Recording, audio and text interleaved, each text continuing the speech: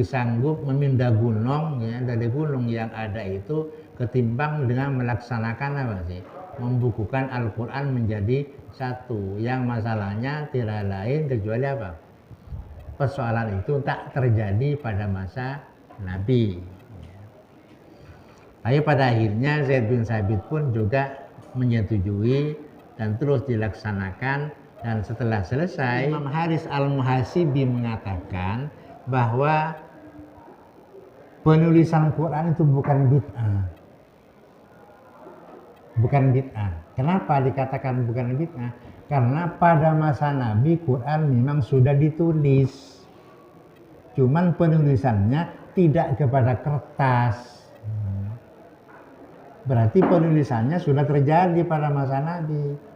Sebab katanya setiap kali ayat turun, pasti Nabi kumpulkan sahabat-sahabat, ya. Terus Nabi membacakan Quran yang baru turun itu di depan para sahabat. Setelah para sahabat selesai mendengarkan dan hafal kepada ayat yang diturunkannya itu, maka baru Nabi memerintahkan kepada para sekretaris wahyunya itu untuk menulis. Kan berarti memang penulisannya sudah ada apa sih? Ada perintah dari Nabi. Berarti bukan bid'ah namanya kalau kayak gitu. Yang dikatakan bid'ah yang masuk dalam kategori man amila amalan laisa fihi amruna fahuwa raddun. Yang masuk dalam hadis itu, barang siapa yang melakukan suatu kerjaan yang di dalamnya tidak ada perintah kami, kata Nabi, itu raddun, mardud, ditolak itu. Dan ini Nabi sudah merintah kok.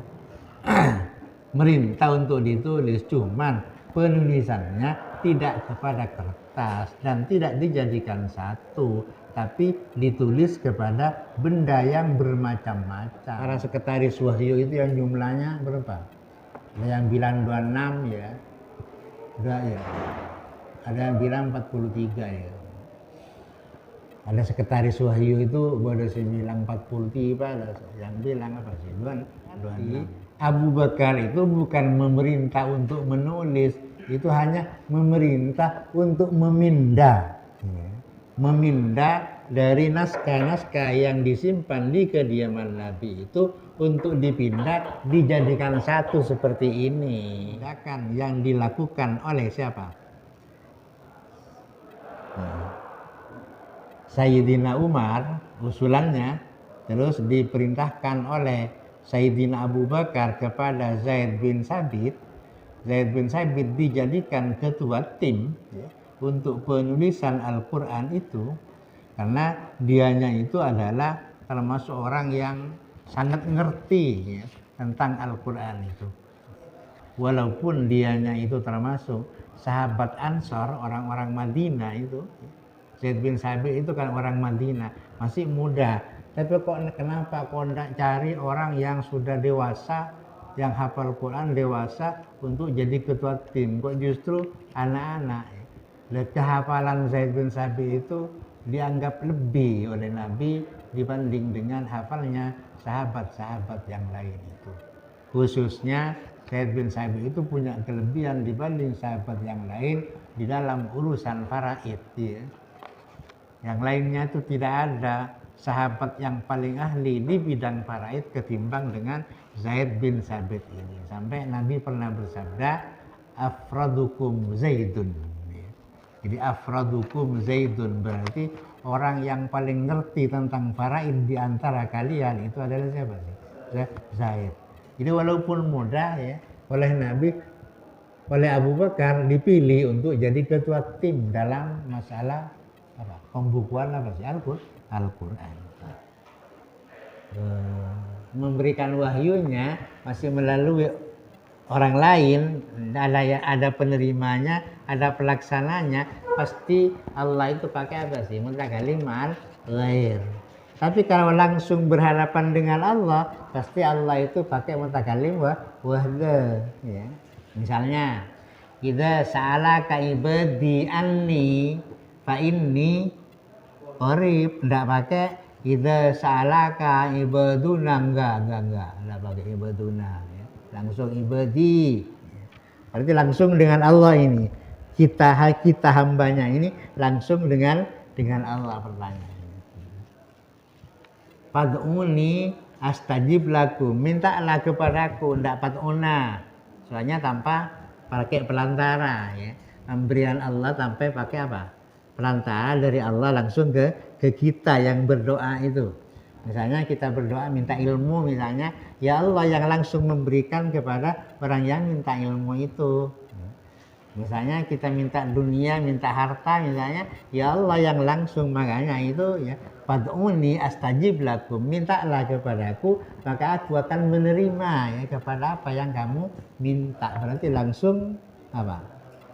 Itu yang dikatakan hablum minallah namanya itu. Hubungan langsung kita dengan Allah tanpa melalui siapa-siapa ya. Tapi terhadap Quran ini Allah mesti pakai apa? Pakai apa? Kalimat palwai lah pakai apa? Ini lah pakai ini anzaltul Qur'an anzaltul dzikranda. Kenapa?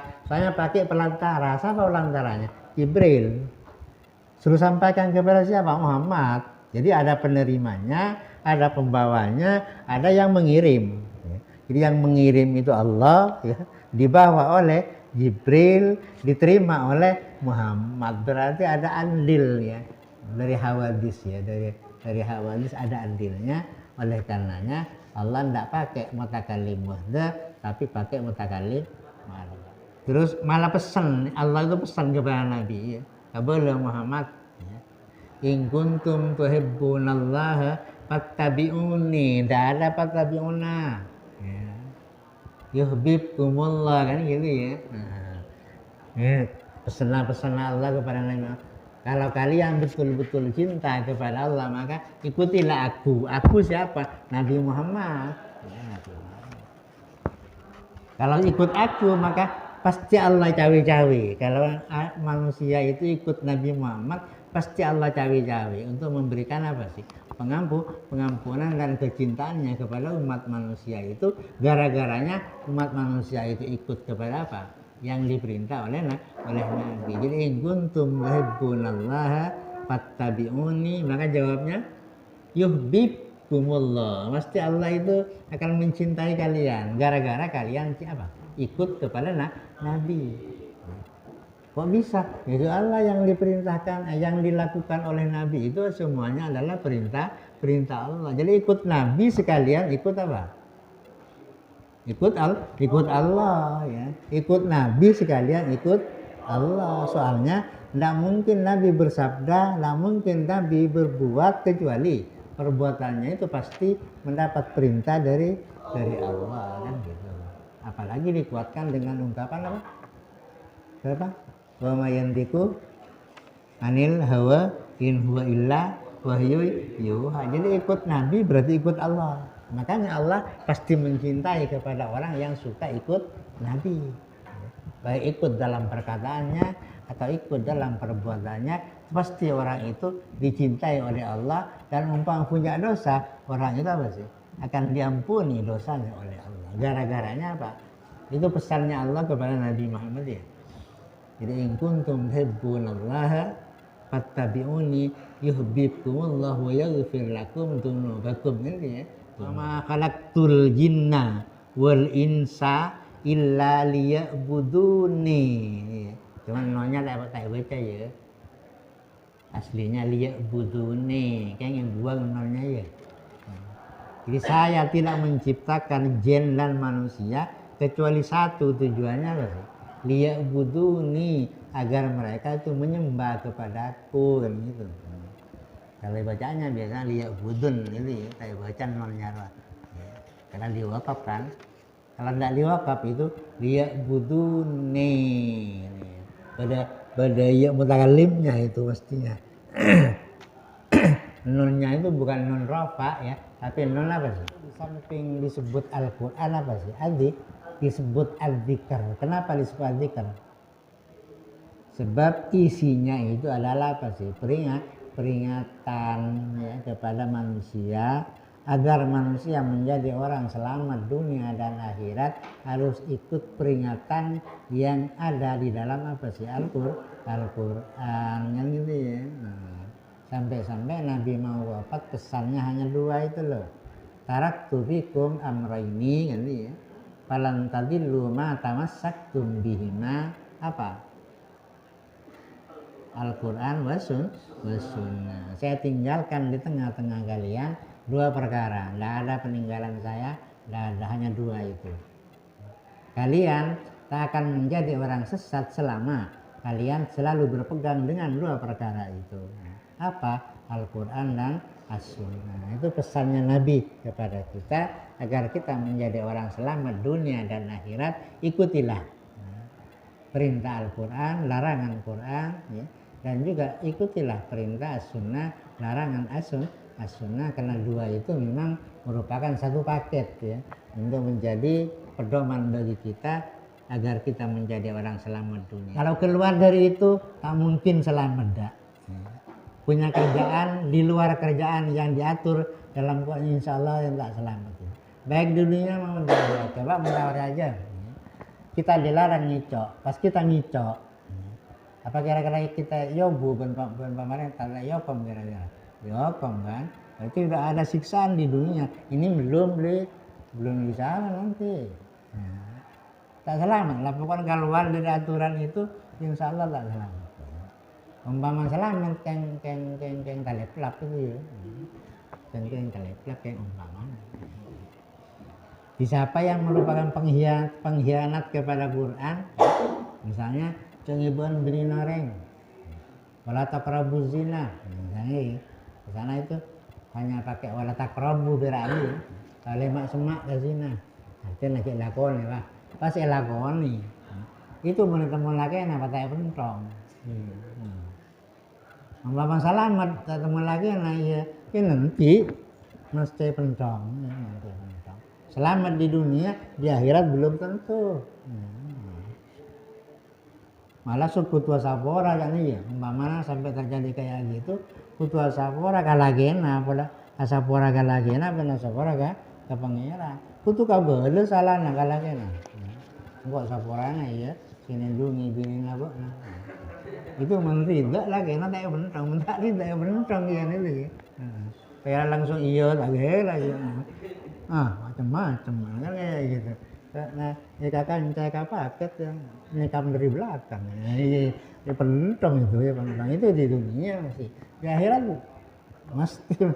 Pokoknya kalau selalu berpegang dengan pedoman, insya Allah selamat.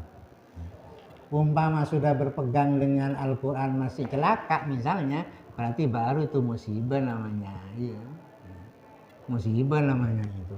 Sudah berpegang dengan Quran, ngelakuin isinya Quran, hadis semuanya dikerjakan, sudah pasti terjadi celaka bagi kita misalnya. Nah itu baru musibah. Mengibabin orang lah, pasti pentong jelakan benih musibah sengaja lah, sengaja. Sinyal musibah itu tidak ada kesengajaan, sudah tak salah, tapi terjadi malapetaka itu namanya apa? Musibah. Sudah memang ditentukan dari sananya sudah. Tidak perlu kita menghindarkan kayak gitu. Musibah nimpa kepadamu itu, padahal kamu bukan orang yang bersalah kepada Allah, kepada Rasulnya, tapi kena musibah, berarti itu apa sih? Pamin Allah itu. Ujian kepada kita namanya. Tapi yang membaca sengaja. Orang-orang terpancalan melakukan apa siap menjadi lelaki dan belakang. Ya boleh musibah, umpamanya tampeleng itu boleh musibah. Pacet minta tampeleng ya itu. Ada yang namanya Al-Quran. Kenapa dikatakan Quran? Karena dapat dibaca Quran ay makru'an, berarti Quranan ay makru'an, berarti maknanya apa sih? Sesuatu yang dibaca. Nah, kenapa kok makruh ini kok bisa dijadikan nama? Ya, soalnya dibacanya saja dapat pahala. Apakah ngerti artinya atau enggak ngerti, pokoknya baca itu pahala sudah itu. Apalagi sampai ngerti apa sih artinya, apalagi sampai mengamalkan isinya, lebih makan. Ibu cuma melolo, hei, tak laksanakan misalnya, boleh pahala. bocah melolo, ya. Maka wala taqrabu zina, misalnya dia itu ya apa melakukan zina, tak? Itu kan namanya perak pun macam melolo, tak ngelaksanakan apa sih isinya, nah, tetap dapat pahala membacanya itu. Suatu sana zina lain cari tanah kan kayak gitu, itu siksa lain lain. Kalau wala taqrabunya lu pahalanya apa? Pahalanya membaca. Ya. Nanti umpama sampai melaksanakan isinya berarti double antara baca dan melaksanakan isinya. Itu namanya arti sendiri-sendiri. Maka Allahu liyu'adzibahum wa anta fihim. Ya. Tak ada pangeran nyiksa manusia itu kalau Nabi Muhammad masih ada di tengah-tengah mereka, itu tidak ada. Menyiksa apa? Termasuk kebakaran, kebanjiran, apa itu. Umpama beda, berarti musibah. Ya, umpama beda. Banyak apa? Daerah-daerah kebanjiran. Padahal di sana banyak alasannya Nabi Muhammad. Pinggir, ya musibahnya mana. Beliau seperti pas tanda turun sekali, dia beda kia yang orangnya diberi kemampuan untuk menerima apa sih musibah yang diberikan oleh Allah. Itu arti dari ungkapan apa? Wa ma kana Allahu liyu'adzibahum wa anta fihim.